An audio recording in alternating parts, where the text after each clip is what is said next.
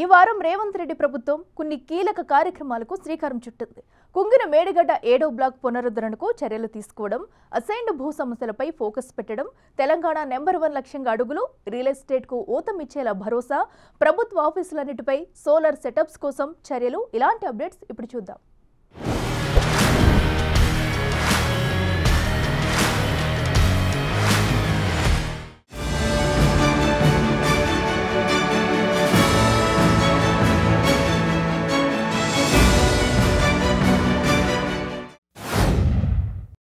Kaleshwaram Medigadda barrage పునరుద్ధరణ కోసం NDSA చెప్పినట్లుగా రాష్ట్ర ప్రభుత్వం అడుగులు వేస్తోంది. తాజాగా రిపేర్ల విషయంపై నీటిపారుదల శాఖ కీలక నిర్ణయం తీసుకుంది. 7వ బ్లాక్ మరమ్మతు కోసం అవసరమైన చర్యలను ప్రారంభించింది. రిపేర్ ఎలా చేయాలో డిజైన్ల తయారీ బాధ్యతలను సెంట్రల్ డిజైన్స్ ఆర్గనైజేషన్ కు ఇప్పటికే ప్రభుత్వం అప్పగించింది కూడా. ఈఎన్సీకి ఆ సంస్థ లేటెస్ట్ గా జాతీయ, అంతర్జాతీయ సంస్థల సహకారం తీసుకుంటే బావుంటుందని రిపోర్ట్ కూడా ఇచ్చింది. దీంతో ఈఎన్సీ తరువాతి చర్యలపై అనుమతి కోరుతూ ప్రభుత్వానికి లేఖ కూడా రాశారు. మేడిగడ్డతో పాటు అన్నారం, సుందిళ్ల బ్యారేజ్ల పునరుద్ధరణపై ఫోకస్ పెట్టినట్లు చెప్తున్నారు. 2023 అక్టోబర్ 21న 7 బ్లాక్ కుంగింది. ఆ తరువాత అన్నారం, సుందిళ్ల బ్యారేజీల్లోనూ లోపాలు బయటపడ్డాయి. రాష్ట్ర ప్రభుత్వం ఎన్డీఎస్ఏ సహకారం కోరగా పలు సూచనలు చేసింది. ఆ ప్రకారం ప్రభుత్వం ముందుకెళుతోంది.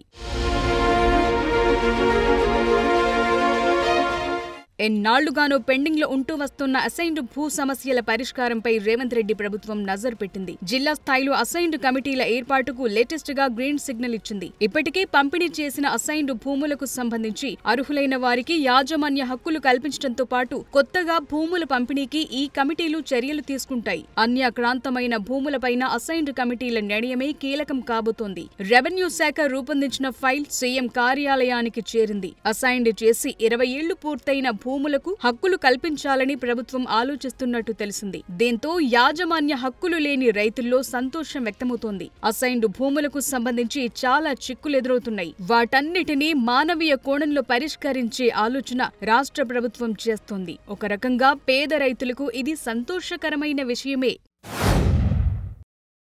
ఆర్థిక ఇబ్బందులను అధిగమించి తెలంగాణను అగ్రస్థానంలో నిలబెట్టే వరకు, తెలంగాణ రైజింగ్ లక్ష్యాలను సాధించే వరకు విశ్రమించేది లేదని ఇండిపెండెన్స్ డే స్పీచ్ లో సీఎం రేవంత్ రెడ్డి స్పష్టం చేశారు. మనసుంటే మార్గముంటుందని, తమకు సంకల్పముందని, అందుకవసరమైన విజన్ ఉందన్నారు సీఎం. తెలంగాణను దేశానికే ఆదర్శంగా నిలబెట్టాలన్న లక్ష్య సాధన కోసం పనిచేద్దామని పిలుపునిచ్చారు. ప్రజలు, ఉద్యమకారులు, అమరవీరుల ఆకాంక్షలు, ఆశయాలకు తగ్గట్లుగా విధాన నిర్ణయాలు తీసుకున్నామని, రైతులు, మహిళలు, యువత భవితకు పెద్దపీట వేశామన్నారు. అలాగే సామాజిక తెలంగాణ ఆవిష్కరణకు చారిత్రాత్మక నిర్ణయాలు తీసుకున్నామని, కులగణనతో బలహీన వర్గాల 100 ఏళ్ల కలను నిజం చేశామన్నారు. ఈ లక్ష్య సాధనలో తెలంగాణ పాత్ర మన దేశాన్ని, మన రాష్ట్రాన్ని ప్రపంచంలో నెంబర్ 1గా నిలబెట్టే విజన్ ఏమిటన్న దానిపై మేము నిరంతరం శ్రమిస్తున్నాం.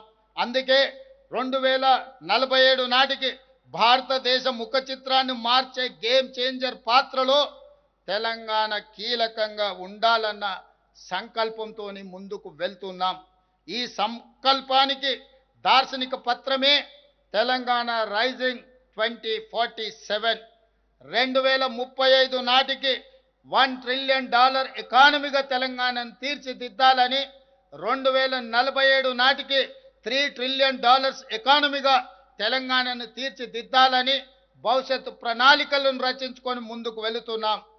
అపోహలు, అనుమానాలతో ముందుకు వెళితే అభివృద్ధి సాధించలేమన్న విషయాన్ని CM Revanth Reddy CREDAI property show ప్రారంభోత్సవం సందర్భంగా చెప్పారు. ముఖ్యంగా రియల్ ఎస్టేట్ రంగంలో చాలా నెగటివిటీ వచ్చేలా బయట ప్రచారాలు జరుగుతున్నాయి. రియల్ ఎస్టేట్ దేశమంతా ఒకే మూడ్తో ఉంది. అయితే తెలంగాణలోనే పడిపోయిందన్న ప్రచారాలను ప్రభుత్వం ఖండిస్తోంది. హైడ్రాకు, రియల్ ఎస్టేట్ కు లింక్ పెడుతూ ఇంకొందరు ప్రచారాలు చేస్తున్నారు. అయితే ఈ నెగటివిటీకి సీఎం రేవంత్ రెడ్డి చెక్ పెట్టారు. ప్రజలకు ఉపయోగపడేలా రియల్ ఎస్టేట్ రంగంలో సరైన ప్రణాళికలతో ముందుకొస్తే తప్పకుండా సహకరిస్తామన్నారు. దాన్ని ఒక ఛాలెంజ్ గా తీసుకుంటానని చెప్పటం ద్వారా తన సంసిద్ధతను సీఎం వ్యక్తం చేశారు. రాష్ట్ర సంక్షేమం, అభివృద్ధిని పణంగా పెట్టి వ్యక్తిగత ప్రయోజనాలకు ఒడిగట్టే ప్రశ్నే లేదన్నారు సీఎం రేవంత్ రెడ్డి. ఇన్వెస్ట్మెంట్స్ కోసము రోడ్ షోలు United states of America, Singapore, Japan, south Korea, Dubai లాంటి నగరాలకు పర్యటన చేస్తున్న మేము మీరు రండి మా రాష్ట్రంలో పెట్టుబడులు పెట్టండి, మా నగరాన్ని అభివృద్ధి చేయండి అని విదేశాలకు వెళ్ళి దావోస్ లాంటి వరల్డ్ ఎకనామిక్ ఫోరం మీద వెళ్ళి ఆహ్వానిస్తున్నప్పుడు నేను మిమ్మల్ని అడిగేది ఒకటే, ఇతర దేశాల నుంచి పెట్టుబడులను ఆహ్వానిస్తున్న మేము ఈ నగరంలో, ఈ రాష్ట్రంలో, ఈ దేశం అభివృద్ధి కోసం పాటుపడుతున్న మిమ్మల్ని ఎందుకు ప్రోత్సహించము? ఎవరినో వెళ్ళి ఎక్కడి నుంచో భాష రాని వాడిని, భావం తెలియని వాడిని, ఈ ప్రాంతంతో అనుబంధం లేని వాడిని మా నగరానికి వచ్చి పెట్టుబడులు పెట్టండి, మీకు అవకాశాలు కల్పిస్తామని చెప్తున్న మేము ఇక్కడనే పుట్టి ఇక్కడనే పెరిగి మీ సంపదను మొత్తం ఈ జాతికి అంకితం చేసే మిమ్మల్ని ఎందుకు వదులుకుంటామని మీరు ఆలోచన చేస్తున్నారు? అంటే అపోహలు సృష్టించే వాళ్ళ ఆలోచనలతోని మీరు ప్రయాణం చేస్తే ఇలాంటి అపోహలు వస్తాయి. నేను ప్రతి వ్యక్తిని సంతోషపెట్టలేకపోవచ్చు. ప్రతి వ్యక్తి ఏదో ఒక అంశంతో నా దగ్గరకు వచ్చినప్పుడు వాళ్ళు అనుకున్న మేరకు నేను సహకరించకపోవచ్చు. దానికి నాకు పరిమితులు ఉండొచ్చు. నేను మధ్యతరగతి మనస్తత్వం ఉన్నవాడిని. నేను పెట్టుబడిదారుడి ఆలోచనలు ఉన్నోని కాదు. మధ్యతరగతి వాడికి సమాజం పట్ల భయం ఉంటుంది, సమాజం పట్ల గౌరవం ఉంటుంది, సమాజం ఏమనుకుంటుందని ఆలోచన చేస్తాడు. ఉన్నంతలో సర్దుకుపోదాం, దుప్పటి ఉన్నంతనే కాళ్ళు జాపుకుందామని ఒక ఆలోచన ఉంటుంది. నేను సగటు మధ్యతరగతి ఆలోచన ఉన్న ముఖ్యమంత్రినే తప్ప కొల్లగొట్టి నిర్మాణాలు చేసుకోవాలి, కొల్లగొట్టింది విదేశాలకు తరలించుకోవాలన్న గొప్ప మనసు, పెద్ద మనసు ఉన్నోని నేను కాదు.